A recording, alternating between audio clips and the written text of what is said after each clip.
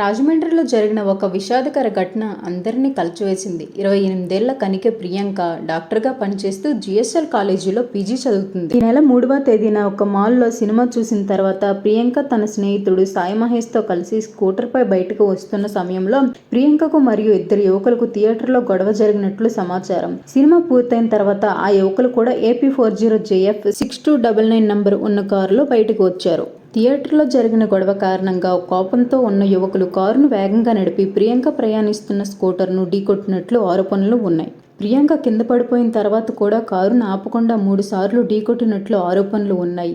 ఈ ఘటనలో ప్రియాంకకు తీవ్ర గాయాలు కాగా ఆమె స్నేహితుడు సాయి మహేష్ కూడా గాయాల పాలయ్యాడు. ఈ ఘటనపై పోలీసులు దర్యాప్తు చేసి డిష్వంత్ మరియు జోసెఫ్లను అరెస్ట్ చేశారు.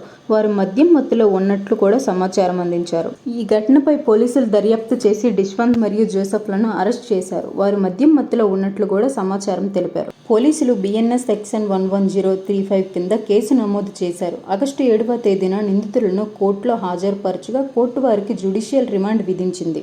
ప్రియాంక కుటుంబానికి రాష్ట్ర ప్రభుత్వం 20 లక్షల రూపాయల ఎక్స్గ్రేషియాను ప్రకటించింది. ఇలాంటి తాజా వార్తలు మరిన్ని ముఖ్యమైన విషయాల కోసం మా ఛానల్ను సబ్స్క్రైబ్ చేసుకోండి.